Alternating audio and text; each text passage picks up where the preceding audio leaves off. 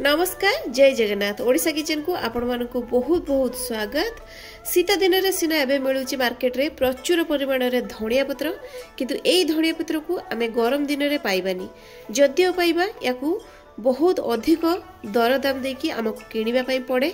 सेइथपई आज मु आपण मानकु बतैबी एई धनिया पत्र को किभଳି प्रोसेस रे आपण गोटे वर्ष पर्यंत विदाउट फ्रिज रे आपण स्टोर करके रखि परिबे।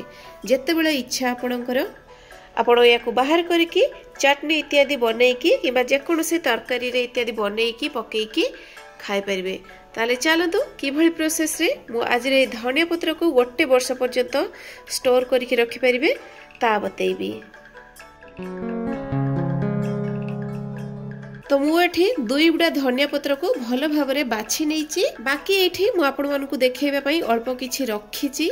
ये जो धनिया पत्र को आप देखुंती ना यार चेर को केवल बाद करेंगे। आपण खाली चाहिए ये पत्र को नेबेनी आउ पत्र को बाहर करेंगे कि डेम्फ को अधिका बाहर करेंगे। ये जो कौलिया कौलिया पत्र अच्छी ना धनिया पत्र जो गुड़ाक मूलरू बाहरुची से गुड़ाक निश्चय भाव में नेबे। आउ ये जो धनिया पत्र नाड़ीटा देखुंत आपण ताकू मध्य नेबे कहीं धनिया पत्र बास्नाटा पत्र अपेक्षा तार नाड़ी रे अधिका थाए। मोट पर कहवाई गले केवल चेर को बाहर कर देकी बाकी धनिया पत्र डेम्फ नाड़ी सहित पत्र सबू को आपण यूज करि परिबे। एबे आमे सब धनिया पत्र को धोई नबा। तो धोइबा मुझे नहीं गोटे गाउल रे पानी आउ ए जो पानी नहीं मु किछि समय या फ्रिज रे रखी देइथिली पूरा ठंडा पानी ही यूज करिवे। ठंडा पानी यूज कला फल रे कोन हबो ना हमर धनिया पत्रटा सुखी जिबा परे मध्य सेटा सबुज हेकी रहिबो। तो भल भाव या धोइबे सेमती बिल्कुल भी काटी नेबेनी बिल्कुल भी सुखेबेनी कहीं धनिया पत्र देहरे आप देखि परथे बहुत प्रकार माटी थाए आउ अलग प्रकार शाग मिसिकी थाए से सब को या बाहर करने धनिया पत्र देहरु। तो ये आम भल भाव टिके प्रथमे गोटे सेट पानी रे धोई नबा। ये देखु केते मैला पानी सब बाहर तेणु धोइबे निश्चय। ये 3 ରୁ 4 थर मु धनिया पत्र को भल भाव रे पानी रे धोइची। नॉर्मल पानी ये बिल्कुल भी यूज करेंगे पूरा ठंडा पानी ही यूज करेंगे। तो ये भल भाव देख पारे पूरा परिष्कार पानी बाहरी आसलानी। एबे आम या पानी रू छाणी नबा।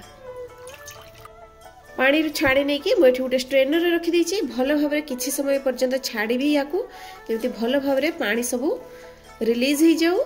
नहीं जाए एपटे गोटे सफा परिष्कार लुगा बा टावेल आप किसी भी नहीं पारे किंतु परिष्कार नेबे। तो धनिया पत्र सब को दे देकी आमे कपड़ा साहाय्य टावेल साहाय्य भल भाव टिके धनिया पत्र को पोछि नबा। जमती देखिए बिल्कुल भी ता देहरे मॉइस्चर न रही जाऊ पूरा भल भाव में ताकू उलट पलट करके पोछि नेबे। नहीं जिबा इठी गोटे चॉपिंग बोर्ड आउ धनिया पत्र को आमे काटी नबा।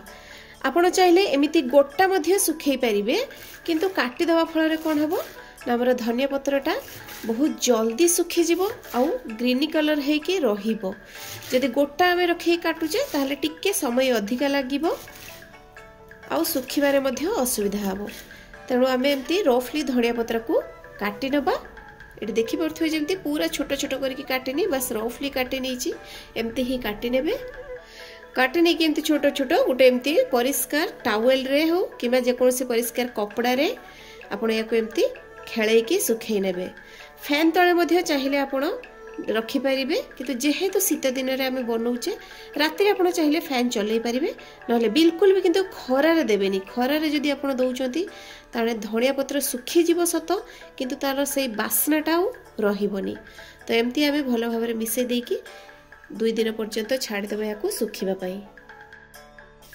तो ये 2 दिन पर देखिपे धनिया पत्रटा हमर बहुत बढ़िया भाव में सुखी जाइए। तार कलरटा भी पूरा ग्रीनी अच्छी बिल्कुल भी कला पड़नी किंबा पत्र हमर पाची जाइनी अल्प अल्प जदियो गोटे गोटे पत्र पाची जाइए से सब को बाहर करदे। तो जो भली प्रोसेस रे मु धोइली धनिया पत्र को काटिली आ जो भली प्रोसेस रे सुखेइली ठीक से भली प्रोसेस रे जदि आपण सुखौचंती ताहले धनिया पत्र आपणकर बहुत बढ़िया भाव में सुखी जिवो आउ गोटे वर्ष पर्यंत या आपण स्टोर करके रखि परिबे। स्टोर करिया पई एमिति काचर बोतल ले जिबे परिष्कार सफा बोतल नहले जिप लॉक वाला बैग जदि आपन पाखरे थाए ताले से जिप लॉक वाला बैग को मध्य आपण यूज करि परिबे। आ गोटे कथा को ध्यान देबे एई जो धनिया पत्र आपण सुखेइबे देखिबे जेमती बिल्कुल भी मॉइस्चर ता देहरे न रहि जाए। जदि मॉइस्चर रहि जाउची ताहले धनिया पत्र फिंपी लागि जिवो आउ जल्दी खराब हो जाए। तेणु भल भाव में छाई रे सुखेइबे। एठी देखंतु मु जार रे भर्ती करनेली धनिया पत्र को आपण चाहे फ्रिज रे रखि परिबे किंतु फ्रिज रे न रखिले मध्य एटा गोटे वर्ष पर्यंत एमती बाहर मध्य रही परिबो।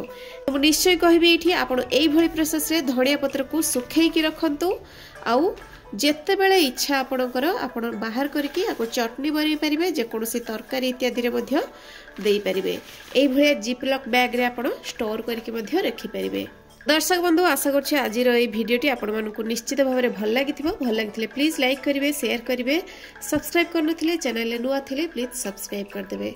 तो पुणी देखाबो आ गोटे नुआ भिडियो रे आ गोटे नुआ रेसिपी सहित से पर्यंत रहउछि नमस्कार जय जगन्नाथ।